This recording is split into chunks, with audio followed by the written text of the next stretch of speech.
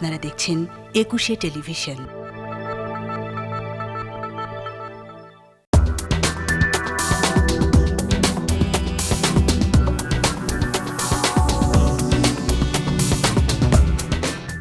আমন্ত্রণ একুশের রাতে। আমাদের আজকের বিষয়, বাংলাদেশ বিরোধী শুভেন্দুই কি মুখ্যমন্ত্রী? আজকে আমাদের সঙ্গে উপস্থিত আছেন সাংবাদিক, লেখক ও কলামিস্ট মোস্তফা কামাল। আপনাকে স্বাগত জানাচ্ছি। আমাদের সঙ্গে আছেন সিপিবির কেন্দ্রীয় নেতা ডাক্তার সাজিদুল হক রুবেল। রুবেল ভাই, আপনাকে স্বাগত জানাচ্ছি। আমি রুবেল ভাইকে দিয়ে শুরু করতে চাই, কিন্তু তার আগে একটু আমি উল্লেখ করতে চাই বেশ কিছু বিষয়, যে আমরা এর মধ্যেই সবাই জেনে গেছি যে আসলে 9 মে 25শে বৈশাখ কবিগুরু রবীন্দ্রনাথ ঠাকুরের জন্মদিনেই আসলে পশ্চিমবঙ্গের মুখ্যমন্ত্রী বা নতুন সরকার শপথ নিতে যাচ্ছে। কে মুখ্যমন্ত্রী হচ্ছেন সেটিও মোটামুটি আঁচ করা যাচ্ছে। শুভেন্দু অধিকারী সম্ভবত তিনি হতে যাচ্ছেন। অমিত শাহ একটি কথা বলেছিলেন যে বাংলায় এবার বাংলার লোকই মুখ্যমন্ত্রী হবেন। রুবেল ভাই, আপনার কাছে কি মনে হয়? ধন্যবাদ আমাদের জাকির ভাই এবং আমার সম্মানিত সহ-আলোচক মোস্তফা কামাল ভাই এবং ইটপির দর্শকরা, সবাইকে শুভেচ্ছা। আমরা গতকাল বেশ দেখলাম যে সারা দেশে, বাংলাদেশেরও মিডিয়াতে এবং সাধারণ মানুষের মধ্যে একটা বেশ চাপা উত্তেজনা ছিল ভারতের, বিশেষ করে পশ্চিমবাংলার এই বিধানসভা নির্বাচনকে নিয়ে ব্যাপক আগ্রহ এবং ব্যাপক আগ্রহ ছিল আর কি। অনেকেই দেখেছে যে তারা টিভির সামনে বসে আছে, ইউটিউব চ্যানেল এটা খুলে বসে আছে আর কি। হ্যাঁ, এবং বাংলাদেশের মানুষের এটা আমার পর্যবেক্ষণ আর কি, আমার পর্যবেক্ষণ ভুলতে পারে না, যে এক ধরনের মমতা হেরে যাওয়ায় একটা একটু দুঃখবোধ বাংলাদেশের মানুষের মধ্যে তৈরি হয়েছে, এবং একই সাথে আরেকটা জিনিস তৈরি হয়েছে, একটা আতঙ্ক। ঠিক আছে, যে বিজেপি আরএসএস গেরুয়া পতাকা হচ্ছে এই পশ্চিমবাংলায় এসে পড়লো আর কি। ঠিক আছে, অর্থাৎ এক ধরনের হচ্ছে ভবিষ্যৎ কি হতে পারে এটা নিয়েও মানুষের মধ্যে জনমনে প্রশ্ন আছে, এবং প্রশ্নগুলো বেশি খুব একটা শুভ প্রশ্ন না, সবগুলোই মোটামুটি অশুভ প্রশ্ন। এর মাঝখানে আমরা দেখলাম আমাদের আবার হচ্ছে পররাষ্ট্র প্রতিমন্ত্রী আর কি, আমাদের উনি বললেন যে হচ্ছে এটা কোনো পরিবর্তন হবে না আর কি, যা ছিল তেমনভাবেই থাকবে, আমাদের কোনো সমস্যা হবে না বিদেশ নীতিতে বা পররাষ্ট্র নীতিতে। এইরকম প্রেক্ষাপটের দ্বারায় যখন হচ্ছে পশ্চিমবাংলার নির্বাচনটা যদি আমি দেখতে হয়, এবং আপনি যে প্রশ্নটা করেছেন আর কি, আমার হঠাৎ মনে পড়ে গেল ওদের আরেকজন নেতা আছে যিনি হচ্ছে একদম জেনুইন বিজেপি নেতা আর কি। এই শুভেন্দু অধিকারী কিন্তু জেনুইন বিজেপি নেতা না, উনি তো তৃণমূলের নেতা ছিলেন, তিনি হচ্ছে ক্যাডার ছিলেন, শিষ্য ছিলেন হলো মমতা ব্যানার্জিটাকে, মমতা বন্দ্যোপাধ্যায়ের শিষ্য ছিলেন তিনি। পরে হচ্ছে হালুয়া রুটি একটু সমস্যা হয়েছে, ভাগাভাগিতে মন খারাপ করে চলে গেছেন তিনি হচ্ছে বিজেপিতে আর কি। কিন্তু ওদের যে জেনুইন নেতা দিলীপ ঘোষ, তার কিন্তু একটা বক্তব্য আছে। এই কারণে আপনি যখন 9 মের কথা বললেন, কবিগুরুর জন্মদিনের কথা বললেন, দিলীপ ঘোষ খুব বিশ্রীভাবে বলেছেন, এবং এটা বারবার রিপিটেডলি তারা বলে যে এই পশ্চিমবাংলার বাঙালিদের রসুন খাওয়া বন্ধ করতে হবে। অ্যান্ড রসুন বলতে আপনার গার্লিক রসুন না আর কি, ওই রসুন না আর কি। রসুন বলতে এই দিলীপ ঘোষরা বোঝে রসুনের রতে রবীন্দ্রনাথ, সুতে সুকান্ত, নতে কাজী নজরুল। অর্থাৎ এই যে বাঙালির যে মনস্তত্ত্ব, বাঙালির যে সংস্কৃতি, যে আবহমান সংস্কৃতি এবং তার রাজনৈতিক সাংস্কৃতিক যে বোধটা তৈরি করার ক্ষেত্রে এই 3 কবির একটা বিশাল ভূমিকা রয়েছে, এবং তারা খুব এইভাবে করে হচ্ছে রবীন্দ্রনাথ বিরোধী একটা অবস্থান নেয় বিজেপি আর কি, এবং কাজী নজরুল বিরোধী ব্যবস্থা নেয়। এবং তারা হচ্ছে এখন আবার হচ্ছে একটু চকলেট কোটিং করে মাস্টার স্ট্রোক বলা হচ্ছে, হঠাৎ করে মাস্টার স্ট্রোক বলতেছে। কিন্তু এটাতে হয়তো নতুন প্রজন্মের অনেকে তো রাজনীতি অসচেতন থাকে, এই জেনজির কেউ হয়তো এটাতে খুব মুগ্ধ হতে পারে, কিন্তু এই ইতিহাস এবং দিলীপ ঘোষদের ওই বক্তব্য এবং ওটা ওদের অরিজিনাল রাজনৈতিক স্ট্যান্ড, এইটা ভুলে যাওয়ার কোনো ধরনের সুযোগ নাই। এটা হলো 1 নম্বর, 9 মের যে কথাটা বললেন আর কি। আর এটা তো নিশ্চিত যে আপনি হচ্ছে শুভেন্দু অধিকারীকে যে বললেন যে বাংলাদেশ বিরোধী কোনো ব্যক্তি কি হচ্ছে এখন ভারতের মুখ্যমন্ত্রী হবে কিনা, সেটা হচ্ছে মমতা কতটা বাংলাদেশপন্থী ছিল নিশ্চয়ই প্রশ্ন আছে আর কি। হ্যাঁ, একেবারে এটা প্রশ্নাতীত নয় যে মমতার বিষয়টি। মমতা অবশ্য হচ্ছে মোটামুটি সেকুলার ছিলেন, কিন্তু শুভেন্দু অধিকারী শুভেন্দু অধিকারী যা তার যে বক্তব্য, বিশেষ করে বাংলাদেশের 5ই আগস্টের পর ভারতের মিডিয়া, এটা আমি আপনার একটা অনুষ্ঠানেও আমি বলেছিলাম ভারতের মিডিয়া সম্পর্কে, এবং সেটার ক্ষেত্রে আমি এই পশ্চিমবাংলার এই নির্বাচনটাকে কিন্তু আমি রেফার করছিলাম। দেখবেন এই নির্বাচনে ওদের এই যে মিডিয়া যে কাজগুলো করছে ভারতের পশ্চিমবাংলার মিডিয়া, তার ফলাফল আসবে হচ্ছে আগামী বিধানসভা নির্বাচন, এবং সেটা সত্যি সত্যি এসছে। আমি যে প্রেডিকশন করছি সেই প্রেডিকশন মিলে গেছে। সেই মিডিয়ার একটা বড় বিষয় ছিল গণ অভ্যুত্থানের বিভিন্ন বিষয়াদি নিয়ে, বিশেষ করে এটার কিছু অ্যাডভার্স এফেক্ট ছিল এই আপরাইজিংয়ের পর। আমাদের হচ্ছে সংখ্যালঘু আমার ভাইদের হচ্ছে নিরাপত্তার একটা ঘাটতি তৈরি হয়েছিল, হ্যাঁ, সেখানে তাদের জান মাল, তাদের মন্দির টন্দির সব কিছু মিলে একটা তৈরি হয়েছিল, বিভিন্ন মাজারে হামলা হয়েছিল। এই সমস্ত বিষয়গুলোকে মিলিয়ে ঝিলিয়ে বাংলাদেশে কিন্তু এক ধরনের সন্ত্রাস হচ্ছিল। ইভেন কি ডাক্তার শফিকুর রহমানও বলছিল জামাতের যে হ্যাঁ এখানে কিছু সহিংসতা হচ্ছে, তবে ইহা রাজনৈতিক, সাম্প্রদায়িক নয়। আপনার নিশ্চয়ই মনে আছে গত বছর অগস্ট সেপ্টেম্বরে। কিন্তু উহা রাজনৈতিক হোক আর উহা সাম্প্রদায়িক হোক, সেটা সংখ্যালঘু মানুষের উপর নিপীড়নটা হচ্ছিল, কিন্তু সেটাকে অনেক বহু গুণে বাড়ায়া, সংখ্যায় বাড়ায় এবং হচ্ছে কোয়ালিটিতে বাড়ায় তারা সেটা প্রেজেন্টেশন করছে। এমনকি আপনার মনে আছে কিনা, জাস্ট 6 আগস্টে একটা ঘটনা, মাশরাফির বাড়িতে নড়াইলে আগুন লাগাই দেওয়া হয়, মাশরাফির বাড়ি লুটপাট হয়, ভাঙচুর হয় এবং আগুনে পুড়িয়ে ফেলা হয়। ওই ছবিটাকে নিয়ে তারা প্রচার করা শুরু করলো হচ্ছে এই গদি মিডিয়া আর কি, মোদির পক্ষের এই পশ্চিমবাংলার মিডিয়া, তারা প্রচার করা শুরু করলো এটা লিটন দেশের বাড়ি পুড়িয়ে ফেলেছে, পুড়েছে মাশরাফির বাড়ি, কিন্তু তারা প্রচার করলো লিটন দেশের বাড়ি। উদ্দেশ্য তাদের একটা খুব স্পষ্ট, সেটা হচ্ছে বাংলাদেশের ঘটনা বা যে কোনো কিছু মিলিয়ে হিন্দুত্ববাদ বা তাদের ওই অঞ্চলের যে ধর্মীয় রাজনীতিক যেটা, সেই ধর্মীয় রাজনীতির খোরাক তারা জোগাড় করার চেষ্টা করেছে বাংলাদেশ প্রেক্ষাপটটা নিয়ে আর কি, এবং সেটা মোটামুটি সহজ করেছে। তারপর আবার বলবো, মমতা তো আবার ধোয়া তুলসী পাতা নয়, হতে পারে ধর্ম নিরপেক্ষ, হতে পারে সেখানে সেখানকার পশ্চিমবাংলার সংখ্যালঘু মানুষের নিরাপত্তার প্রশ্নে হচ্ছে মমতার খুবই গুরুত্বপূর্ণ ভূমিকা ছিল এবং ভবিষ্যতে থাকবে। থাকলেও সে এবং তার পরিবার তো হচ্ছে গিয়ে নতুন নতুন না, তিনিও তার সময় দুর্নীতির, অতীতের দুর্নীতির সকল রেকর্ড ভেঙে বিশাল রেকর্ড স্থাপন করছেন আর কি।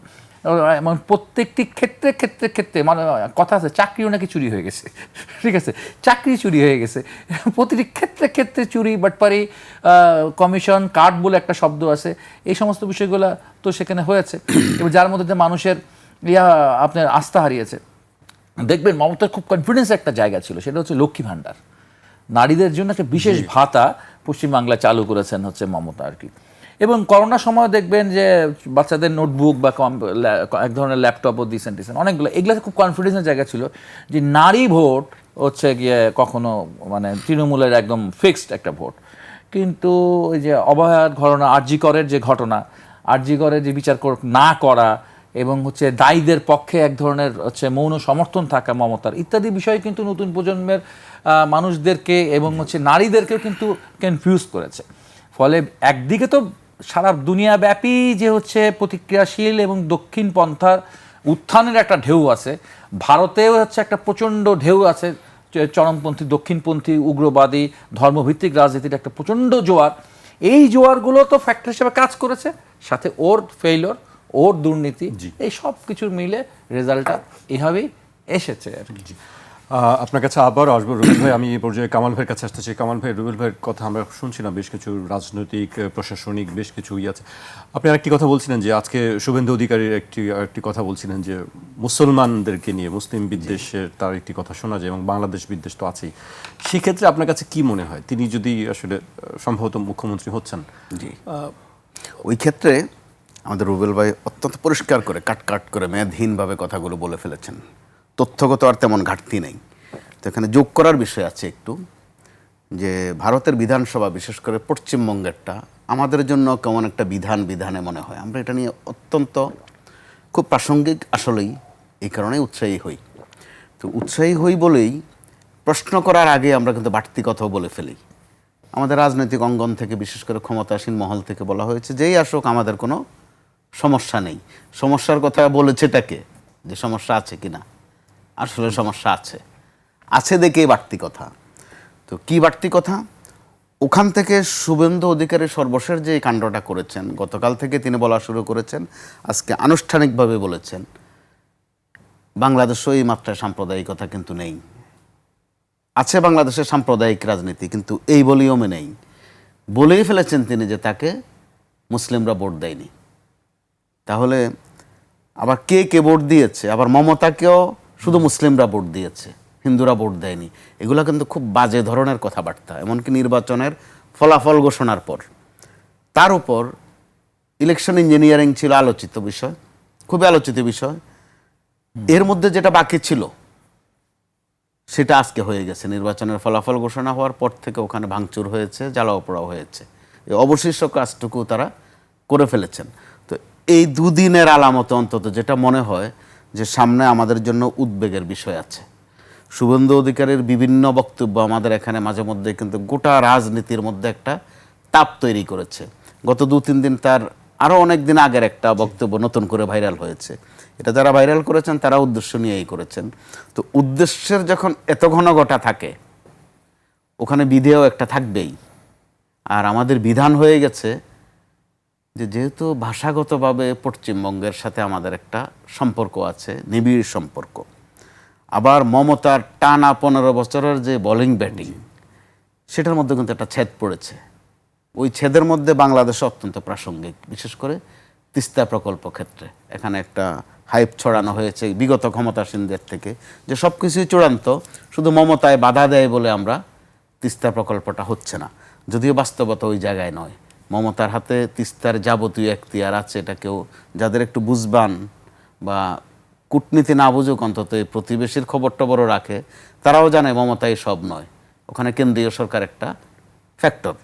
তো আবার এবার ওখানে কেন্দ্রীয় সরকার যে কাণ্ডটা করেছে, কিছুটা নির্বাচনী কাজ করেছে, উন্নয়নের একটা প্রলোভন দেখিয়েছে মারাত্মকভাবে, যে মমতাকে দিয়ে উন্নয়ন হচ্ছে না, এখানে তারা কি কি বিনিয়োগ করবে, পশ্চিমবঙ্গ কত সমৃদ্ধ হবে, মমতাকে সরালেই সেটা হয়ে যাবে। এই গেল এক বয়ান। দ্বিতীয় তথ্য যেটা, যে পশ্চিমবঙ্গকে বিজেপি কিন্তু চিনিয়েছিলেন এই মমতা, আবার এই বিজেপির কাছে তার পতন হলো 15 বছর পর। আবার যার কাছে তার পতন হলো, তিনি তার পয়দাও আবার মমতার হাতে, পয়দা হয়েছেন তার হাতে, রাজনৈতিক পয়দা। তো এতে করে তৃণমূলের সভাপতি ছিলেন। জি, এতে করে রাজনীতিতে, স্থানীয় রাজনীতিতে যেটা হওয়ার, পশ্চিমবঙ্গের রাজনীতি আমাদের জন্য কিন্তু কূটনীতি, এটা আমাদের কাছে আর রাজনীতি না। একদিকে কূটনীতি, আরেকদিকে এরই মধ্যে আমাদের কাছে তথ্য আছে, বিচ্ছিন্নভাবে খবর আসছে, আমাদের যারা বিগত সরকারের যারা ওখানে আছেন তাদের কেউ কেউ এরই মধ্যে শুভেন্দুর সাথে মোসাবিদা করে ফেলেছেন, তারা ওর আশেপাশে আছেন। আপনি সোশ্যাল মিডিয়ায় যান, দেখবেন যে বিচ্ছিন্নভাবে খবরগুলো আসছে। কারা এটা? মানে আমাদের এখান থেকে যারা ওখানে গিয়ে অর্থাৎ বিগত সরকারের যারা, যাদেরকে আমরা ফেসিস্ট বলে আদর করি বা সম্বোধন করি, তারা ওখানেই আছেন, ওপেন সিক্রেট। তো তার মানে তারাও একটা শিহরণ পাচ্ছেন, সেটা তো বুঝেই যাচ্ছে। এটার জের বাংলাদেশে কিভাবে পড়বে, এটা যেমন একটা রাজনৈতিক বিষয়, তাও রাজনৈতিক বিষয় রাজনৈতিকভাবে সমাধান হয়। কিন্তু সাম্প্রদায়িকতার যে খোঁচাটা দিচ্ছেন, একদিকে বাঙালি বিদ্বেষ তার মধ্যে স্পষ্ট, ধর্মীয় বিদ্বেষ আছে, আর ধর্মীয় বিষয়াদি নিয়ে যারা এসব করে তারা আসলে মোটে ধর্মীয় লোক নন, তারা না হিন্দু না মুসলিম, তারা অমানবিক, সোজা বাংলা কথা যেটা। মানুষের চেহারা সুরতের, কিন্তু আসলে তারা মানবিক নয়, কোন একটি স্বার্থ নিয়ে কাজ করেন তারা। জি, ধর্ম হচ্ছে তাদের কাছে জাস্ট একটা উপাদান, কখন এটা কার উপর প্রয়োগ করবেন। আমাদের রুবেল ভাই চমৎকার বলেছেন যে তারা না রবীন্দ্র না নজরুল, তারা মানবিক গুণাবলী তারা ধারণ করেন না, তারা একেবারেই সাম্প্রদায়িক। এতই সাম্প্রদায়িক, নিজেরা তো সাম্প্রদায়িকতাকে উস্কানিও দেন, সাম্প্রদায়িকতাকে তারা আরোপও করেন। কারণ এটা তো বাস্তব, বাংলাদেশ বা ভারত বা পাকিস্তান এই অঞ্চলে ধর্ম রাজনীতির একটা অন্যতম হাতিয়ার। যে বলছে ধর্মকে রাজনীতিতে ব্যবহার করবেন না, সেও কতক্ষণ ব্যবহার করার পরে শেষ বাক্যে গিয়ে বলে যে ধর্মকে রাজনীতি ব্যবহার করা ঠিক না। সব জায়গায় তো, আপনি শুধু এই অঞ্চল কেন, আপনি যদি আমেরিকার দিকে লক্ষ্য করেন, ট্রাম্পের সেটিও ধর্মযুদ্ধের একটি রূপ দেওয়ার চেষ্টা হয়েছে, যে ওখানে ব্যাপক চেষ্টা হয়েছে। তো আমাদের এখানে এর মধ্য দিয়ে কিন্তু শিক্ষার বিষয় আছে, দুটা শিক্ষার বিষয় আছে। মাত্র ইরান যুদ্ধ নিয়ে কিন্তু আমরা একটা অভিজ্ঞতা গত কয়েকদিন কিন্তু নিয়েছি, নানান কিসিমের অভিজ্ঞতা আছে এখানে, অর্থনৈতিক অভিজ্ঞতা আছে, কূটনৈতিক অভিজ্ঞতা আছে, দেশপ্রেমের অভিজ্ঞতা আছে। যে এত ঝড় ঝঞ্ঝার পরও ইরান কিন্তু ভাঙছে না, মস্কাচ্ছেও না, যে তাদের ইউনিটি তারা স্ট্রং করে রাখতে পেরেছে। ওই জায়গায় যদি আমরা পশ্চিমবঙ্গের ওই আসরও আমাদের এখানে পড়ে, আমরা সম্ভবত একটা বাজে অবস্থায় যাব। সেই ক্ষেত্রে আমাদের এই প্রশ্নেও একটা দেশত্ববোধের উপলব্ধির বিষয় আছে, সিদ্ধান্ত নেওয়ারও বিষয় আছে। আর বিশেষ করে গেল সরকার যেটা করে গেছে মমতা কেন্দ্রিক, অর্থাৎ তিস্তা কেন্দ্রিক, সেটাও বাংলাদেশের কিন্তু একটা রাজনীতির বড় উপাদান। খেয়াল করে দেখুন, ঠিক আজকের এই আপডেট তথ্য হচ্ছে যে চীন থেকে তিস্তার বিষয়ে একটু আমাদেরকে আশা, পুরনো আশাটা আবার নতুন করে একটু খোঁচা দিয়ে দেওয়া হয়েছে। তার মানে এখানে দেখেন ত্রিদেশীয় একটা কূটনীতিও কিন্তু এখানে খুব সম্পৃক্ত। আমাদের মাননীয় প্রধানমন্ত্রীকে আমন্ত্রণও জানানো হয়েছে। আর আমাদের পররাষ্ট্রমন্ত্রী আবার এই প্রসঙ্গে বলতে গিয়ে তিস্তা নিয়ে কিছুক্ষণ তিনি সরকারের অবস্থান ব্যাখ্যা করেছেন, মানুষকে আশাবাদী করেছেন। তো গণমাধ্যম কর্মী হিসাবে আমরা কিন্তু এটার মধ্যে ব্যাপক রাজনীতিও দেখছি, কূটনীতিও দেখছি। আর আমাদের জন্য তো পশ্চিমবঙ্গ নয় শুধু ভারত, আসলে একটা অর্থনীতির বিষয়। যত না প্রতিবেশী, এখানে অর্থনীতিরও একটা বিশাল বিষয় আছে। তো সামগ্রিক বিষয়টা আমাদেরকে কিন্তু ভাবাচ্ছে। এমনিতে আমরা একটা নানান জ্বালা যন্ত্রণার মধ্যে আছি, বিদ্যুৎ বলেন, গ্যাস বলেন, কৃষি সেক্টর বলেন। এর মধ্যে যদি আবার ভারত এখানে খুব বেশি প্রাসঙ্গিক হয়ে যায়, বা বিশেষ করে পশ্চিমবঙ্গ, সেটা আমাদের রাজনীতির জন্য বোধহয় বেশি ভালো বার্তা দেবে না। জি, আমি আপনার কাছে আবারও আসবো। আমি রুবেল ভাইয়ের কাছে আবার যেতে চাই। মমতা নিয়ে বেশ কয়েকবার কথা বলছিলেন কামাল ভাই, আমি সেই প্রসঙ্গে আসতে চাই। আজকে একজন যিনি বিজেপি প্রার্থী জিতেছেন, তিনি বলছেন যে আমি মমতার ফাঁসি চাই, ওর জেল যাত্রা চাই। তিনি আরও কথা বলেছেন যে বাংলায় দীর্ঘদিন ধরে চাকরি নেই, স্কুলগুলোতে তালা পড়ে গেছে এবং সাধারণ মানুষের নিরাপত্তা তলানিতে ঠেকেছে। এই অরাজকতার অবসান ঘটাতেই মানুষ বিজেপিকে বেছে নিয়েছে। এ ধরনের বক্তব্য তিনি দিয়েছেন। আমরা আরেকটি বিষয় নিয়ে কথা বলতে চাই, যেটি হচ্ছে যে তার রাজনৈতিক যে দলের যেটি অভ্যন্তরীণ যে বিষয়গুলি ছিল, দ্বন্দ্ব ছিল নেতৃত্ব নিয়ে, অভিষেককে নিয়ে আলাপ হচ্ছে যে সেটি তিনি তার পরিবারতন্ত্রের দিকে এগিয়ে গিয়েছিলেন। আসলে আপনার কাছে কি মনে হয় মমতার এই জনপ্রিয়তার ধস বা এই অবস্থার কারণটা কি? ধন্যবাদ। প্রথমত মমতা শুরুই করেছিলেন হচ্ছে একটা ফাঁপা জায়গা থেকে। এই পশ্চিমবাংলায় যে চাকরির সংকট, এটা কিন্তু আজকের ব্যাপার না, এটা ওখানে ৩-৪ দশক বা ৫ দশকের সমস্যা। এখানে একসময় বড় বড় শিল্প ছিল, ব্রিটিশদের তৈরি করা শিল্প ছিল। পরে হচ্ছে দীর্ঘদিন বামফ্রন্ট ক্ষমতায় ছিলেন, সেখানে হচ্ছে গিয়ে অন্য রাজ্যে যেভাবে করে শিল্পপতিরা শ্রমিকদের শোষিত করে ব্যবসা বাণিজ্য করতে পারে, এইখানে আবার নানান রকম শ্রমিকের পক্ষে বামফ্রন্ট সরকার অনেক ধরনের আইন কানুন করছিল, ওই মজলুমের পক্ষে আর কি।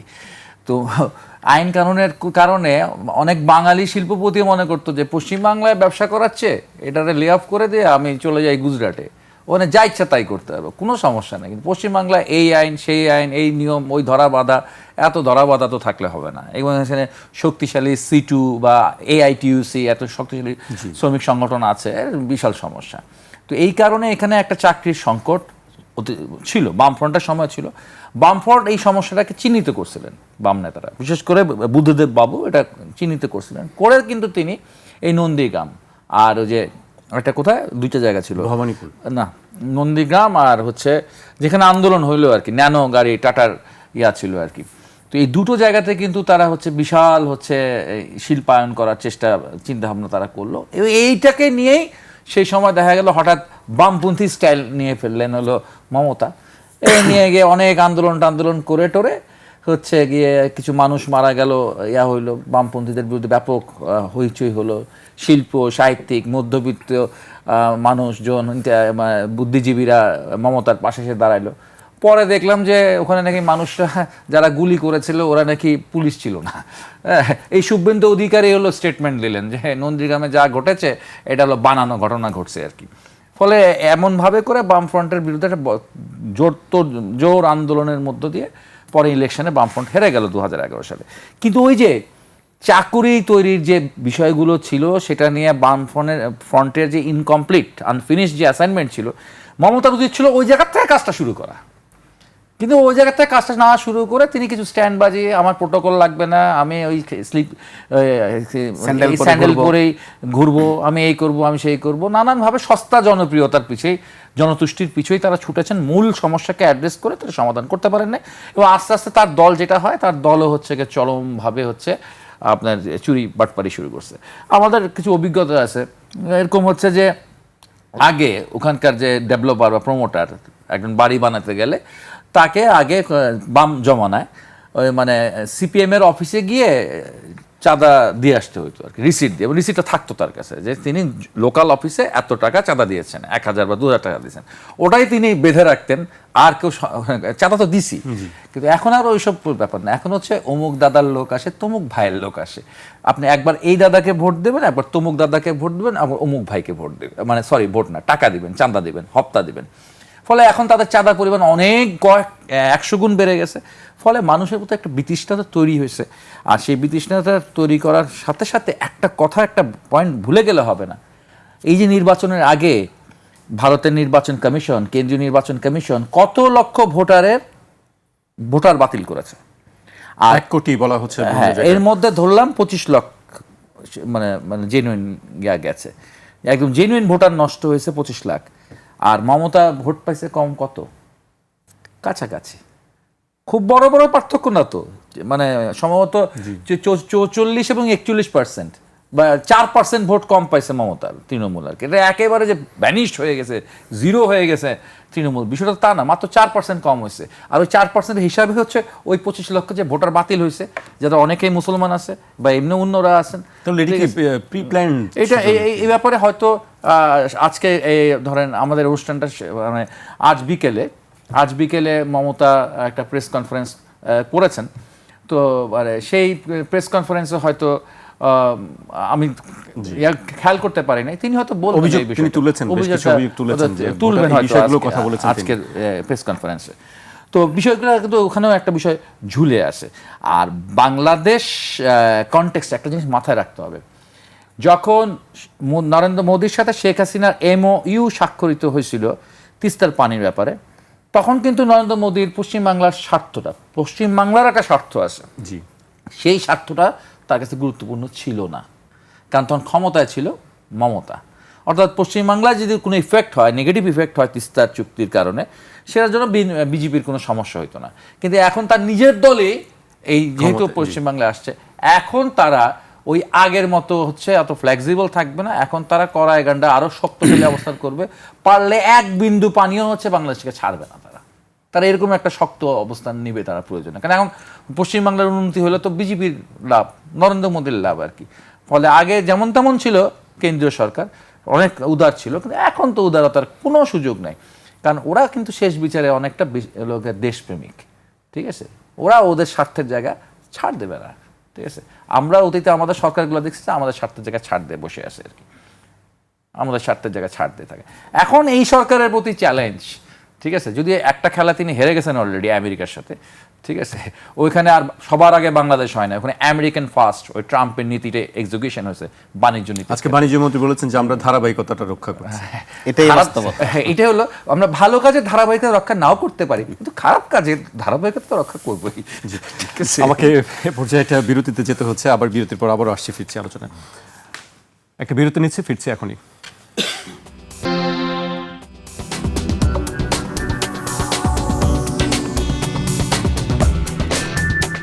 বিরতির পর আবারও স্বাগত, আপনারা দেখছেন 21 রাত। আমাদের সঙ্গে আছেন সিনিয়র সাংবাদিক, লেখক ও কলামিস্ট মোস্তফা কামাল এবং সিপিবির কেন্দ্রীয় নেতা ডাক্তার সাজিদুল হক রুবেল। আমি কামাল ভাইকে দিয়ে শুরু করতে চাই। কামাল ভাই, অনেক বিষয় নিয়ে রুবেল ভাইয়ের কাছে আমরা শুনছিলাম, ভবিষ্যৎটা আসলে কি দেখছেন? একটি আশঙ্কার কথা আমরা শুনছি গতকাল থেকে, একটা হতে পারে যে তিস্তা চুক্তি, সেই ক্ষেত্রে সরকার কিভাবে আগাবে, বা কি মনে হয় আপনার কাছে? এখানে বিষয় দুটা, একটা হচ্ছে প্রথমত ওখানে দিদি আর মোদি অথবা দাদা আর দিদি, ওই চ্যাপ্টারটা একটা ভিন্ন প্রেক্ষিতে চলে গেছে, কিন্তু এটাই চূড়ান্ত নয়। এই গেল একদিক। দ্বিতীয় দিক, তিস্তা চুক্তির প্রশ্নে ভারত আগে যে অজুহাতটা সামনে দাঁড় করাতো, যেটা চিকন চাণক্য নীতি যেটাকে বলে, যে সামনে এক বিষয় প্রাসঙ্গিক, সেটাকে ঢাকা দেওয়ার জন্য আরেকটা সামনে নিয়ে আসা, অর্থাৎ দিদিকে সামনে নিয়ে আসা হতো, যে ভারত তো দিতে চায়, দিদির কারণে পারে না, দাদা দিতে চান কিন্তু দিদি দেন না। তো বাংলাদেশ এখন এই বিষয়টা কিভাবে হ্যান্ডেলিং করবে?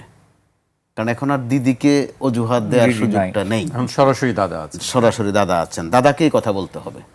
তো আবার এই দাদারা এমন দাদা, কোনো আদা পড়া দিয়ে কিন্তু এই দাদাদেরকে ম্যানেজ করা যায় না। তো যেখানে আবার চীন অত্যন্ত প্রাসঙ্গিক অনেক দিন থেকে তিস্তার বিষয়, এটা নিয়ে ভারত ভার্সেস চীন ভার্সেস বাংলাদেশ একটা ত্রিকোণমিতি আছে। তো ওই জায়গায় বাংলাদেশ যদি সূক্ষ্ম কূটনীতি এখানে পরিচালনা করতে পারে, আমার কাছে মনে হচ্ছে বাংলাদেশেরও কিন্তু অপশন আছে এই নিয়ে কথা বলার। কারণ তিস্তার বিষয়ে আজকে যারা ক্ষমতাসীন আছেন তারা প্রায় প্রতিদিনে গত নির্বাচনের আগে থেকে কথা বলছেন, আজকে 2 দিন আরো বেশি করে বলছেন।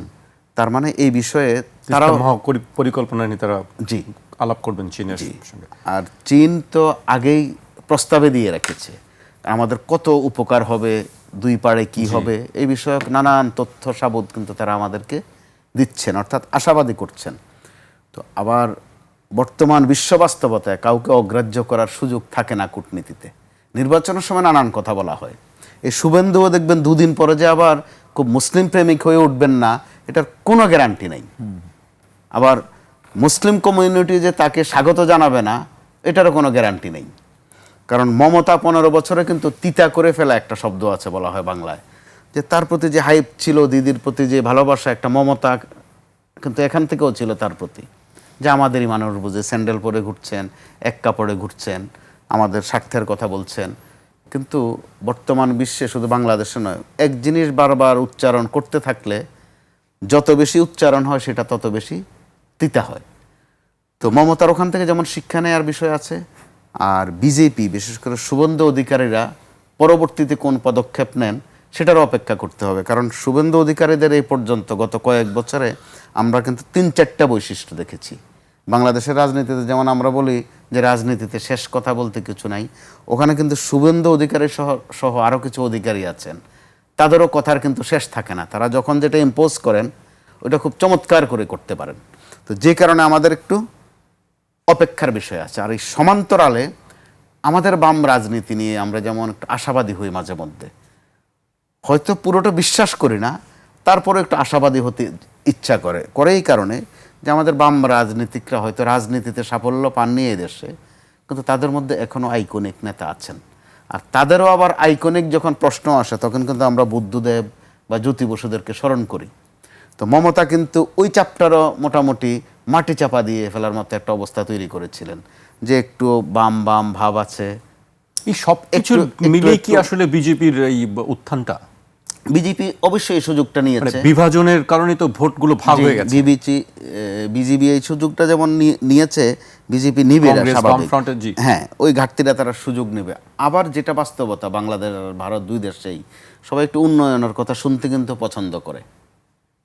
প্রাপ্তিটা কি ঘটলো সেটার অপেক্ষার আগেই শুনতেও ভালো লাগে উন্নয়নের কথা। এবারের নির্বাচনে কিন্তু বিজেপির পক্ষ থেকে ব্যাপক আশাবাদ দেখানো হয়েছে, শিল্পায়ন এটা সেটা। তো আবার পশ্চিমবঙ্গ যদি উন্নত হয়, ডেভেলপ করে, আমাদের কাছেও একটু আমার নিজের মনে হয়। কয়েকটা কারণ। প্রথম হচ্ছে এখনও চিকিৎসার প্রশ্নে আমরা কিন্তু ওই দিকেই যাই, এখনও কেনাকাটা বলেন, ঘোরাফেরা বলেন, আমাদের মনে হয়। আর একটু বিষয় আছে যেটা হচ্ছে আত্মীয়তার সম্পর্ক আছে, আত্মীয়তার সম্পর্ক আছে, এরকম একটা একই জিনিস মনে হয়। তো আমরা যেমন এ দেশ ও দেশ বলি না, এপার ওপার বলি। তো ওই জায়গায় বিজেপি ওই সুযোগটা নিয়েছে, তারা আরও নেবে। তো আবার এই কথাও তো সত্য যে ওখানে বামদের মধ্যে যে একটা বিচ্ছেদের মতো ঘটনা কিন্তু ভিতরে ঘটেছে। বাহ্যিকভাবে তারা আমাদেরকে তাত্ত্বিক কথা বলেছেন, কিন্তু ভিতরে তাদের মধ্যেও কিন্তু বুর্জুয়া চর্চা গোপন থাকেনি। নানান কার্ডের উছিলায় আমাদের বাংলাদেশে আমরা যেটা করি চাঁদা বা বকরা, ওখানে কিন্তু এই কাণ্ডকীর্তি ঘটেছে, মমতা থাকা অবস্থায় ঘটেছে, তার লোকজনও করেছেন, এগুলো কিন্তু গণমাধ্যমে এসেছে। তো একদিকে শক্তিমান দল, তার উপর আবার হিন্দুত্ববাদী রাষ্ট্র অনেকটা, তারা ওই সুবিধার নেবে বিজেপি, ওটাই তো স্বাভাবিক। তো এরকম একটা অবস্থায় বাংলাদেশেরও বোধহয় বাড়তি কথা অন্তত এই সময়টাতে একটু বিরত থাকা ভালো, কারণ কখনো শুধু কথার কারণেও কিন্তু গোলমাল বাঁধে। আজকে পররাষ্ট্রমন্ত্রী একটি কথা বলেছেন, জানিয়েছেন যে ভারত থেকে বা পশ্চিমবঙ্গ থেকে পুশিনের ঘটনা ঘটলে বাংলাদেশের থেকে পাল্টা ব্যবস্থা। এটাও কিন্তু এক বিবেচনায় একটু বাড়তি কথা, এই সময় এই কথাটা জরুরি ছিল না এই কথা। তিনি অবশ্য সাংবাদিকদের প্রশ্নের উত্তরে এটি বলেছেন, সেটি না দিতে পারতেন। সাংবাদিকরা এই ধরনের অনেক প্রশ্ন করবে। আপনি দেখেন আমরা এমনিতেই মিয়ানমার গত কয়েকদিন ঠান্ডা আছে দেখে আমরা কিন্তু তাপটা অনুভব করছি না, রুবেল ভাই অনুভব করছে না। কিন্তু একটা দুটা ঘটনা ঘটলেই আমরা দেখেন আমাদের ওই অঞ্চলটার কি অবস্থা হয়, তারা অঘটন ঘটিয়ে কিন্তু দিব্যি চলে যাচ্ছে। ওখানে তো কোনো ভূমি নেই, জলপথ, তারপর অঘটন তো ঘটিয়ে দিচ্ছে। আর যেখানে এটা আমাদের একদম পরিষ্কার, সীমানাও নাই বললে চলে। মানসিকভাবে তো সীমানাই নেই, আমরা আমাদেরই মনে করি। তো ওই রকম একটা জায়গায় যদি এই ধরনের উত্তেজনা তৈরি করা হয়, এটা সামলানো কিন্তু আসলে কঠিন হবে। কারণ আমাদের এখানকার সামান্য এক একটা ঘটনা, ওখানকার কিছু গণমাধ্যম আছে, বলা হয় গণমাধ্যম, আসলে এগুলো এক ধরনের প্রচার মাধ্যম বা অপপ্রচার মাধ্যম, এমনভাবে ইম্পোজ করে, আমরা কিন্তু নিউজের টেবিল থেকে আপনি আমি আমাদেরকে কিন্তু অনেকটা বিভ্রান্ত করে ফেলে। তো এরকম একটা অবস্থায় রাজনীতিবিদদের জায়গা থেকে, বিশেষ করে সরকারের জায়গা থেকে সম্ভবত এই ধরনের প্রতিক্রিয়া দেয়া একটু সতর্ক থাকার দরকার আছে। কামাল ভাই, আপনার কাছে আবার আসবো। আমি রুবেল ভাইয়ের কাছে আসতে চাই। রুবেল ভাই, বাম রাজনীতি নিয়ে কথা শুনছিলাম আমরা, আপনিও বলছিলেন, মোস্তফা কামাল ভাইও বলছিলেন। তৃণমূলের রাজনৈতিক ভবিষ্যৎকে আপনি কিভাবে দেখছেন? মুস্তফা কামাল ভাইয়ের সাথে একটা জায়গায় আমি একটু দ্বিমত করি আর কি। মমতা কোনো বাম রাজনীতির না, কিন্তু ভাব করেছেন বাম। হ্যাঁ, বামের স্টাইলটা নিতে হয়েছে, কারণ তাকে রিপ্লেস করতে হয়েছে বুদ্ধদেবকে, তাকে রিপ্লেস করতে হয়েছে জ্যোতি বসুকে। ফলে ওই ভাবটা না নিলে তার পক্ষে এই এতদিন টিকে থাকাও সহজ ছিল না আর কি। আমার কাছে বিষয়টা বরাবরই লাগতো ফেক, বরাবর লাগতো হচ্ছে এক ধরনের প্রদর্শনবাদিতা, মমতার এই সিম্পল লাইফ লিড করাটা। নাইলে ওই তার ভাইয়ের ছেলে ভ্রাতুষ্পুত্র অভিষেক কিভাবে করে এত টাকার মালিক হয় যদি সেটা ঘটে যায় আর কি। তো আপনার প্রশ্নটা হচ্ছে তৃণমূল কংগ্রেসের মানে রাজনৈতিক ভবিষ্যৎ কি? তৃণমূল কংগ্রেসের আমার মতে হচ্ছে যে সিস্টেম এই ধরনের রাজনৈতিক দলগুলোকে রক্ষা করে। ঠিক আছে, আপনি দেখেন তৃণমূলের উত্থানের আগে একটা ঘটনা কামাল ভাইয়ের মনে আছে, স্পষ্টভাবে মনে থাকার কথা, জাকির ভাইয়ের মনে থাকবে, যে হিলারি ক্লিন্টন একবার ভারতবর্ষে আসলেন আর কি, এবং তখন পশ্চিমবাংলায় বাম ফ্রন্ট ক্ষমতায়। হিলারি ক্লিন্টন দেখা সাক্ষাৎ করলেন, কেন্দ্রের নেতাদের সাথে কথাবার্তা বললেন, দু একটা সামাজিক অনুষ্ঠানে গেলেন, তারপর তিনি চলে আসলেন কলকাতায়, পশ্চিমবাংলায়। এবং কলকাতায় এসে তার শিডিউল হচ্ছে সেখানে কিন্তু মুখ্যমন্ত্রীর সাথে দেখা করা নয়, বুদ্ধদেব বাবুর সাথে দেখা করা নয়, বা অন্য কোনো বিষয় না, ওইখানকার যে হচ্ছে তৎকালীন নেত্রী, বিরোধী দলের নেত্রী হচ্ছে মমতার সাথে হিলারি ক্লিন্টন দেখা করলেন। মজা হচ্ছে তখন কিন্তু মমতা বিরোধী দলের নেতাও না, কারণ উনি তখন হচ্ছে কেন্দ্রের এমপি ইলেকশন করে, এখানে এমএলএ তে দাঁড়ায় নাই, বিধানসভায় দাঁড়ায় নাই, লোকসভার সে সদস্য আর কি। তো এই মমতাকে মানে এরকম মমতা যিনি মুখ্যমন্ত্রী না, যিনি বিরোধী দলের নেত্রী না, কিন্তু তার সাথে দেখা করার জন্য কি উৎসাহ হিলারি ক্লিন্টনের। ফলে এই যে পশ্চিমবাংলায় যে মমতাকে দাঁড় করানোর ব্যাপার, এটা শুধুমাত্র পশ্চিমবাংলার জনগণের ব্যাপার না, শুধুমাত্র কেন্দ্রের রাজনীতির ব্যাপার না, এটা আন্তর্জাতিক একটা ব্যাপার ছিল, একটা প্রবলেম ছিল যে সোভিয়েত ইউনিয়ন পতন ঘটে গেল, কিন্তু এরা যে সেই 70 দশকে এসে লাল পতাকা উড়ালো কলকাতায় রাইটার্সে। হ্যাঁ, এই রাইটার্স এবং এই লাল পতাকা থেকে অব্যাহত গতিতে 32 বছর ধরে খালি নির্বাচনে যেতে যেতে যেতে একে তো হারাইতে হবে, নাহলে তো একদম আমেরিকার অবস্থা খারাপ হয়ে যায় আর কি। ফলে এটা একটা চ্যালেঞ্জ ছিল, একটা বিশ্ব পুঁজিবাদের চ্যালেঞ্জ ছিল, আমেরিকার চ্যালেঞ্জ ছিল পশ্চিমবাংলাতে বামদেরকে মুছে ফেলা। এবং এই কারণে আমি বলি যে বামরা সেই চ্যালেঞ্জে হেরে গেছে। হ্যাঁ, সেই চ্যালেঞ্জে বামরা হেরেছে, ঠিক আছে। এবং গণতান্ত্রিকভাবে জনগণ সিদ্ধান্ত নিয়ে বামদেরকে খোদা হাফেজ বলে দিছে আর কি। এটা বামরা কিন্তু সবার দেখবেন যে এই জনগণের এই রায়, এই সিদ্ধান্তকে কিন্তু তারা মাথা পেতে নিয়েছিল, শিরোধার্য করেছিল যে জনগণের রায় শিরোধার্য করেছে, নিজের আত্মসমালোচনা করেছে, নিজেকে পরিবর্তন করবার চেষ্টা করেছে, এবং অনেক বেশি পরিবর্তিত হয়ে কিন্তু আবার নতুন করে সে লড়াইতে ফিরে এসছে আর কি। সে কিন্তু এরকম বলে নাই যে ওই নির্বাচনটা ভুয়া নির্বাচন হয়েছে, ঠিক আছে, কারচুপি হয়েছে বলে সে কিন্তু চুপচাপ থাকে না, সে কিন্তু স্ট্রেট আচ্ছা জনগণের রায় দিছে, মাথা পেতে নিলাম, মাথা পেতে বামরা নিয়েছিল পশ্চিমবাংলায়। কিন্তু এখন প্রশ্ন হচ্ছে সেই কারণে হচ্ছে মমতার এই তৃণমূল খুব কম ভোট পায় নাই, এখনো 40% মানুষ তার সাথে আসে, এবং সেখানে হচ্ছে যথেষ্ট বস্তুগত উপাদান আছে তৃণমূলের পক্ষে, আন্তর্জাতিক অনেক উপাদান আছে, ফলে তৃণমূল থাকবে। কিন্তু নেতৃত্ব কি পরিবারতন্ত্রের হাতেই থাকবে, তার ভাইপোর হাতে? নেতৃত্ব পরিবারতন্ত্রের হাতে যেতেই পারে, যাবেই। বাঙালিদের অভ্যাস আছে যেটা ছিল না পশ্চিমবাংলায়। দেখেন এই বাংলাদেশ, দলের মধ্যে তো একটি অসন্তোষ বাংলাদেশ আর হচ্ছে পশ্চিমবাংলার মধ্যে একটা পার্থক্যের জায়গা হচ্ছে পশ্চিমবাংলায় মমতার আগে, ঠিক আছে, কোনো ধরনের পরিবর্তনত্র আপনি খুঁজে পাবেন না পশ্চিমবাংলার 100 বছরের রাজনীতিতে। কিন্তু বাংলাদেশের রাজনীতিতে এটা হচ্ছে খুবই স্ট্যাবলিশ। আওয়ামী লীগ বলেন, বিএনপি বলেন, এটা খুবই, জাতীয় পার্টিও বলেন, এটা হলো বাংলাদেশের রাজনীতির সাথে একটা বড় পার্থক্যের জায়গা ছিল। সেই পার্থক্য গুছাই দিচ্ছেন হচ্ছে, নানাভাবে পার্থক্য গুছাই দিচ্ছেন হলো মমতা, এবং তিনি একটা পরিবর্তন তো কায়েম করছেন। এবং আমার মনে হয় না যে হচ্ছে মমতা এবং তাদের যে বন্দ্যোপাধ্যায় পরিবার এবং অভিষেক ব্যানার্জি, এদেরকে বাদ দিয়ে, ঠিক আছে, তৃণমূল সংহত থাকবে না, তৃণমূল টুকরা টুকরা হয়ে যাবে যদি এদেরকে কাটার চেষ্টা করে আর কি। ফলে ওদের দলের সংস্কারও হবে না, দলের নেতৃত্বের পরিবর্তন হবে না, ওরা এইভাবেই থাকবে আর কি। তারপর বাকিটা দেখা যাক কি হয়। কামাল ভাইয়ের কাছে আসতে চাই। কামাল ভাই, একটু অন্য প্রসঙ্গে আলাপ করি। আমি একটু দূরের দিকেই যাই। ইরান যুক্তরাষ্ট্র মানে যে কোনো সময় লাগবো এরকম একটি অবস্থা শুরু হয়ে গেছে, যে সংযুক্ত আরব আমিরাতে হামলার পর ইরানের নৌযানগুলোতেও হামলা শুরু হয়ে গেছে। হরমুজে একটা উত্তেজনা চলছে, মানে কি আবার কি যুদ্ধ শুরু হয়ে যাচ্ছে যে কোনো সময়? যুদ্ধ তো আসলে চলছে, কখনো কখনো অস্ত্রের ব্যবহার কমছে, কখনো কখনো স্নায়ুযুদ্ধ চলছে। স্নায়ুযুদ্ধ চলছে। তো ব্যাকরণগতভাবে এটা যত না যুদ্ধ, তার চেয়ে বেশি হচ্ছে অর্থনীতির এক আগ্রাসন। আমরা যেটাকে ব্যঙ্গ করে বলে যে তেল তেলে অর্থনীতি, চোখটা ওখানে। তো এই চোখের এই চাহনি জায়েজ করতে গিয়ে নানান উপাদান সামনে আনা হচ্ছে। মুসলিম বিশ্ব, বিশেষ করে আরবীয় বিশ্বে এর আগেও যে ঘটনাগুলো আমরা দেখেছি, যে আমাদের সামনে যেটা আনা হয়েছে বা আমরা আজ যেটা জেনেছি, সন্ধ্যার মধ্যে খেয়াল করে দেখি যে দুপুরের তথ্যটার সাথে ব্যাপক একটা গড়বেল। গত কয়েকদিনও তাই দেখেন, আমাদের প্রতিটা বুলেটিনে করতে গিয়ে আমরা দেখি যে আগের তথ্যটার সাথে পরের তথ্যটা মিলছে না। আমরা আমাদের বাঙালিদেরকে সমালোচনা করি যে এরা সকাল সন্ধ্যা 3 রকম কথা কয়, ওখানে কিন্তু দিনে 5 রকমের কথাবার্তা আসছে। তো এর মধ্য দিয়ে যুদ্ধ কারোর জন্যই দিন শেষে উপকারী নয়, ক্ষতিকর। আর যারা যুদ্ধরা, যাদের কাছে একটা অর্থনীতি, যুদ্ধটাই একটা অর্থনীতি তাদের কাছে, তারা লাভবান।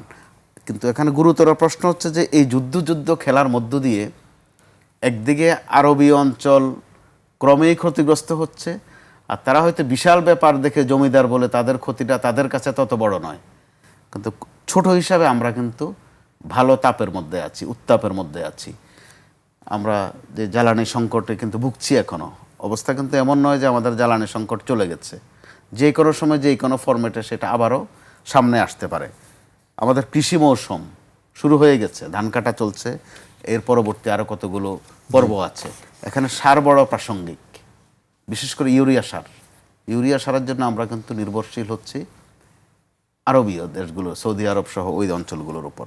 তো ওই জায়গায় হরমুজ প্রণালী আমাদের জন্য ওইটার জন্য আরও জরুরি, সার সহ কিছু বিষয় আসার জন্য। তো এরকম একটা অবস্থায় এত দূরের উদ্বেগ, পাশের উদ্বেগ, আর মধ্যবর্তী সময়ে আমরা দেশের মধ্যে যেই অভ্যন্তরীণ উদ্বেগ, এমনি ভারতের প্রশ্নে বলা হয় যে আমরা ওদের পেটের মধ্যে আছি, 3 দিকে তারা আছে। কিন্তু তাদের জন্য বোধহয় উপলব্ধি করার বিষয় আছে, পেটে গোলমাল দেখা দিলে কিন্তু অন্য জায়গায় আর ভালো থাকে না। অর্থাৎ পেট কষ্ট পায়, কিন্তু পেটের আশপাশে যে যা থাকে অঙ্গ প্রত্যঙ্গ সবাই কষ্ট পায়। ভারতেরও বোধহয় উপলব্ধি করার বিষয় আছে। বিশেষ করে ভারতের প্রসঙ্গটা আমি বারবার বলছি এই কারণে যে ওখানে বিজেপির একটা উত্থান ঘটেছে। শ্রেণী চরিত্রভাবে তারা অনেকটা জামাত ফরম্যাটের রাজনৈতিক দল যদি তুলনা করেন। আর পশ্চিমবঙ্গে এখনও আমার কাছে যতটুকু তথ্য বা ব্যক্তিগত আশাবাদ, দুটা মিলেই মনে হয় বামদের জন্য এখনও সব হারিয়ে যায়নি। কারণ বামদের মধ্যে একটা প্রবণতা আছে যে তারা ভুল স্বীকার করে, নিজেরা সংশোধন করতে চায়, সেটাও ডিক্লারেশন দেয়। হয়তো সংশোধনটা কাঙ্ক্ষিত পর্যায়ে আসে না। পশ্চিমবঙ্গ বাম রাজনীতির একটা বরাবরে উর্বর ভূমি। মমতা ওখানে একটু হাত বসিয়েছেন, ভাগ বসিয়েছেন। তো ওই রকম জায়গায় আমাদের এখানেও কিন্তু বাম শক্তির একটা উত্থানের সম্ভাবনা মাঝে মধ্যেই দেখা যায়। এবারের বিপ্লবের পূর্ববর্তী সময়ে কিন্তু একটু দেখা গিয়েছে, কিন্তু তারা অল্প দরে এদিক সেদিক চলে গেছেন। তো সামগ্রিক এই যোগফলে আপনি যদি ইরানের প্রশ্ন আনেন, ভারতের প্রশ্ন আনেন, আমাদের দেশের অভ্যন্তরীণ প্রশ্ন আনেন, আমি ঘুরিয়ে ফিরিয়ে এক কথাই বলবো যে এখানে সাম্যের কোনো বিকল্প নেই, বৈষম্যের একটা অবসান দরকার আছে। তাহলে আমাদেরকে আজকে এতগুলো যন্ত্রণা নিয়ে সমান্তরালে যেতে হয় না বা এত ব্যাগ পেতে হয় না। জি, আমি রুবেল ভাইয়ের কাছে আসতে চাই। কামাল ভাই আবার ভারতের প্রসঙ্গেই ফিরলেন, আমিও সেই ভারতের প্রসঙ্গে আপনার কাছে আবার ফিরতে চাই। আপনার কাছে কি মনে হচ্ছে যে এই যে পাশের যে একটি চাপ অনুভব করছেন, যে আসলে ধর্মভিত্তিক রাজনীতির যে একটি উত্থানের কথা বলা হচ্ছে দক্ষিণপন্থী, আপনি শুরুতেই বলেছিলেন, সেই চাপ আমাদের উপরে আসলে কিভাবে আমরা মোকাবিলা করতে পারি? আমরা তো এই বাণিজ্য চুক্তির সময় একটা রেসিপ্রোকাল ট্যাক্সের নাম শুনছি। হ্যাঁ, তো রেসিপ্রোকাল ট্যাক্সের মতো আরেকটা জিনিস আমি ভারত আর বাংলাদেশের রাজনীতির ক্ষেত্রে এবং ভারত পাকিস্তানের রাজনীতির ক্ষেত্রেও এটা খেয়াল করতাম, এবং সেটার নাম দিয়ে হচ্ছে রেসিপ্রোকাল ইউনিটি। খুব অদ্ভুত এই ইউনিটিটা, দেখবেন সেটা হচ্ছে ভারতের হিন্দু ধর্ম রাজনীতিবিদ আর বাংলাদেশের ইসলাম ধর্মকে নিয়ে যারা রাজনীতি করে এদের মধ্যে এক ধরনের রেসিপ্রোকাল ইউনিটি আছে। এরা একে অপরের কিন্তু হচ্ছে পরিপূরকতা পূরণ করে আর কি। আপনাদের মনে আছে আমরা তখন স্কুলে পড়ি কিংবা ছাত্র রাজনীতি শুরু করছি কলেজে, এরকম একটু যোগ করে তাদের মার্কেটিং পলিসিটাও এক, মার্কেটিং পলিসিটাও এক। এবং আপনি দেখবেন যে বট বাহিনী বলে না, এই বট বাহিনী তো বাংলাদেশের আপনি দেখেছেন 25 সাল থেকে, হ্যাঁ, বা 24 সালের থেকে, কিন্তু বট বাহিনীর হচ্ছে খুবই শক্তিমান অবস্থা হচ্ছে আপনার হচ্ছে এই 17, 18, 19 সাল থেকে হচ্ছে ভারতবর্ষে আর কি, ঠিক আছে। তো এবং সেই জায়গায় খুব সাংঘাতিক ওদের অবস্থা আর কি। তো যে প্রসঙ্গটা আছে রেসিপ্রোকাল ইউনিটি, রেসিপ্রোকাল ইউনিটির একটা মজা হচ্ছে না, আমরা যখন স্কুলে পড়ি কিংবা ইয়াতে পড়ি, এটা 80 বা 90 দশকের শুরুর দিকে বাংলাদেশের থেকে জামাত ইসলামের একটা প্রতিনিধি দল গেছিলেন ভারতবর্ষে, এবং তারা সেই সময় ভারতের হচ্ছে মানে বিশাল থিওরিটিক্যাল লিডার বিজেপির LK আদবানি, লালকৃষ্ণ আদবানির সাথে কিন্তু তৎকালীন জামাতের ভারপ্রাপ্ত আমির আব্বাস আলী খানের খুব নিবিড় বৈঠক হয়েছিল আর কি। তখন দেখে সবাই খুব মজা পেয়েছিল, এটা কেমন হইলো আর কি। কিন্তু পরবর্তীতে আমি ভারতের ঘটনা বলি, বাংলাদেশের ঘটনা বলি, একের অপরের ক্রীড়া প্রতিক্রিয়া তাদের দেখে মনে হয়েছিল যে একে অপরের সহায়তা করে আর কি। ও ওইদিকে একটা মসজিদ ভাঙে, এর একটা মন্দির ভাঙার প্রেক্ষিত তৈরি হয়, এখানে একটা ঘটনা ঘটায়, বক্তৃতা দেয়, ও ওখানে আরেকটা বক্তৃতা দেয়, মানে দুজনের রাজনীতিকে শক্তিশালী করে, দুজনের বিরুদ্ধে বিরুদ্ধে বলে, কিন্তু একে অপরকে কিন্তু শক্তিশালী করে তোলে তারা, যার দেশে তারা শক্তিশালী হয়ে ওঠে আর কি। এইরকম একটি বিষয়ে আমার মনে হয় যে খুব চরম একটা সুযোগ এসেছে বাংলাদেশের দক্ষিণপন্থী রাজনীতি আরও বিকশিত হওয়ার, আরও আস্ফালিত হওয়ার জন্য একটা বড় ঘটনা ঘটে গেল এই গতকালকের এই নির্বাচনের এই ফলাফলের মধ্য দিয়ে। এটা একটা চাপ, এটা শুধু পাশের চাপ না, এটা ভিতরের চাপ হিসেবে আপনার কাজ করবে। আপনি যতই বলেন, হ্যাঁ, আমার সালাউদ্দিন ভাই যতই বলুক দেশে কোনো জঙ্গি নাই, আর দেশে জঙ্গি না থাকে তো দেশের ছেলে পাকিস্তানের মাটিতে গিয়া পাকিস্তান সেনাবাহিনীর কাছে মারা যায় কেমনে করে? টিটিপি করে তাহারিকে মানে তালেবান, পাকিস্তানের তালেবানের হচ্ছে সদস্য হয় কেমনে করে বাংলাদেশের কিশোর, বাংলাদেশের তরুণ কিভাবে ওখানে যা যুদ্ধ করতে যায়? নাই তো ওরা কে নিয়ে গেল এখান থেকে, দেশ থেকে? নিশ্চয়ই এখানে আছে, এখানে নেটওয়ার্কিং আছে। আমি এখন হচ্ছে আগে যেমন হচ্ছে বেশি বানানো কথা ছিল, এখন আবার বেশি নাই, এটাও আবার একটা বানানো কথা আর কি। আছেও বানানো হয়, নাইও বানানো হয়, সবই নাটক, ঠিক আছে। থাকলে বেশি বাড়ায় দেয়, আবার কমলেও বলে যে একেবারে নাই। এই দুটার কোনোটাই সত্য না। বাস্তবটা আগে, আমার বাস্তবটাকে, রিয়েলিটিটা এখানে দেখতে হবে। তিস্তার ব্যাপারটা নিয়ে চীনের একটা ব্যাপার আছে, চীনের একটা ইন্টারেস্টিং মুভ আছে আর কি। সেই মুভটার ক্ষেত্রেও আপনি দেখেন যে আসলে আমাদের সংকটের জায়গাটা কি, আমাদের তো পানিটা ওখান থেকে ছাড়তে হবে, পানিটা ছাড়ার পর আমি এখানে ব্যারেজ বানাবো, ঠিক আছে, এখানে আমি অনেক কিছু করব, কিন্তু পানি না আসলে তাহলে কি করতে হবে? তারপরও পানি আসার সম্ভাবনা আছে, সেটা হলো বন্যার সময়। এই যে কদিন পর বন্যা হবে, তখন সে পানি ছাড়বে। এখন হচ্ছে সেই বন্যার পানি আসলে পরে সেটাকে নিয়ে আমি সেই পানি তো আমরা চাই না, তো ফলে আপনি হচ্ছে এই যে খামাখা বলা, চীনকে দেখায় হচ্ছে আমাদের জনগণকে টেনশন ফ্রি করার চেষ্টা করা হচ্ছে, এটা উদ্যোগটা ভালো, টেনশন ফ্রি করার উদ্যোগটা ভালো আর কি, চাপ কমানোর চেষ্টা করা হচ্ছে জাতীয়ভাবে। কিন্তু আদতে যারা একটু বুদ্ধি আছে বা একটু পড়াশোনা করে, তারা খুব টেনশনটা আরো বেড়ে যায় যে কিসের সাথে কি তুমি বলতেছো, কিসের চিকিৎসা তুমি কিসে দিচ্ছ আর কি, মাথা ব্যথা করতেছে, তুমি আমাকে পেট খারাপের ওষুধ খাওয়াচ্ছ কেন?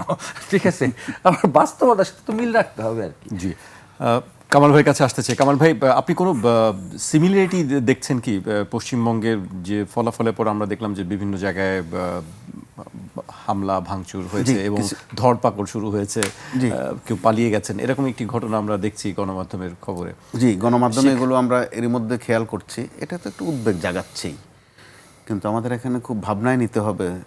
আমাদের রুবেল ভাই চাপের কথা বলছিলেন, ঊর্ধ্বচাপ, নিম্নচাপ, তার মধ্যে যদি আমরা এই মধ্যচাপে আক্রান্ত হয়ে যাই, সম্ভবত যে কি যেন বলা হয় আমাদের গ্রামে, যে ধরলামও না খাইলামও না, কিন্তু মাঝে দিয়ে শাস্তিটা পাইলাম। খায়া পিয়া কুছ নেই, গ্লাস তোরা আটানা। জি, আটানা। তো আমরা আটানার মধ্যে যেন না পড়ে যাই, এই একটা আহ্বান থাকবে প্রত্যেকের প্রতি। কারণ আমরা এমন পরিস্থিতি গত 1.5-2 বছরে ওভারকাম করেছি, ওভারকাম বলতে যে পার হয়েছি, সহ্য তো করতে হয়েছে। তো এখন যে বেশি ভুগেছে সে কিন্তু জানে এটার ব্যথাটা কত। তো আজকে যারা ক্ষমতায় আছেন তাদেরও উপলব্ধি করার বিষয় আছে, যারা অপোজিশনে আছেন তারাও মাঝে মধ্যে যে রিহার্সাল করেন, বিরোধিতা করেন, সমালোচনা করেন, আবার গলাগলি করেন, আবার কোলাকুলি করেন। তো ঠিক আছে, রাজনীতিতে এগুলো দরকার আছে, কিন্তু উপলব্ধি করতে হবে যে মানুষও যে পর্যবেক্ষণ করে, মানুষও যে তাকায়, খেয়াল করে যে কে কি করেন, কে কি বলেন। এরকম একটা অবস্থায় তাদের অবশ্যই রাজনীতিবিদদেরকে বাদ দিয়ে কিছু চিন্তা করা যায় না। আমরা তাদেরকে গালমন্দ করতে পারি, সমালোচনা করতে পারি। বাংলাদেশে একটা জায়গায় আছে যাদেরকে মন খুলে সমালোচনা করা যায়, গালমন্দ করা যায়। তো অন্তত কিছুদিনের জন্য হলেও, পুরোপুরি সময়ের জন্য না হলেও, আমাদের যে বাতিকটা, যে কোনো সমস্যাকে হয় খুব বড় করে নিয়ে আসা সামনে, অথবা এটা কোনো সমস্যাই না এইভাবে তাচ্ছিল্য করে ফেলা, এই সময়টা ওই সময় নয়। খুব বাজে একটা সময় কিন্তু আমরা পার করছি। আইনশৃঙ্খলার অবস্থা দেখেন, হয়তো সব ওইভাবে সামনে আসছে না, প্রত্যেক দিন কিন্তু অঘটন কোথাও না কোথাও ঘটছে, আমরা কিন্তু তাচ্ছিল্য করছি। এরই মধ্যে হামে একদিনে 17টা শিশুর মৃত্যুর 300 রেকর্ড তৈরি হয়েছে। আমরা কিন্তু খুব একটা গায়ে মাখছি না, 300 শিশুর মৃত্যু হয়েছে। আমরা অন্য কিছু সামনে নিয়ে এসে বাহাস করে ফেলছি। এই কখনো ডক্টর ইউনূসকে দোষী সাব্যস্ত করছি, দিন পার করে দিচ্ছি এ নিয়ে, কখনো সরকারের সমালোচনা করতে গিয়ে আবার সরকারের মধ্যে ভাগ করে নিচ্ছি, মূল সরকার, সালাউদ্দিনের সরকার, এই সরকার, সেই সরকার। আবার ওখানে অপোজিশনের মধ্যে জামাত, এনসিপি, কে কাকে ডাকলো, কে কাকে হায়ার করলো। আজ আবার নতুন উপাদান দেওয়া হয়েছে একটা, এই বছরের শেষ দিকে স্থানীয় সরকার নির্বাচন। এটা শুনেও কারো কারো কাছে ভালো লাগছে। পরের বাক্য কিন্তু আবার আরেকটা আছে, যেগুলো ধাপে ধাপে এক বছর ধরে শেষ হবে। আপনি অর্ধেক বাক্যে আমাদেরকে যেই ছানা সন্দেশ দিচ্ছেন, পরেই যে করলা দিচ্ছেন, তো এর মধ্য দিয়ে আমাদেরকে নিয়ে এক ধরনের খেলাধুলা কিন্তু বেশি হয়ে যাচ্ছে। আর অতি খেলায় কখনো ভালো ফল দেয় না, যেটা আমরা 5 আগস্টের আগেও কিন্তু কয়েকটা দিন এ ধরনের বাজে অবস্থা দেখেছি। আর এবার আমরা দেখলাম যে বিষয়গুলো সাধারণত কোনো একটা সরকারের শেষ সময়ে বাহাস হয়, এবার আমরা দেখছি যে শুরুতে নানান অবান্তর বিষয় কিন্তু টেনে টেনে বাহাসের টেবিলে এনে দিয়ে দেওয়া হচ্ছে। এর মধ্য দিয়ে আমরা জরুরি বিষয়গুলোর দিকে খুব একটা অ্যাটেনশনও দিতে পারছি না। এটা কিন্তু দিন শেষে গোটা দেশকে ভোগাবে। আজকে আমাকে এখানে শেষ করতে হচ্ছে। আপনাদের দুজনকে অনেক ধন্যবাদ আমাদেরকে সময় দেওয়ার জন্য। আজ এখানেই শেষ করছি, কাল আবার দেখা হবে ঠিক রাত 12টায়।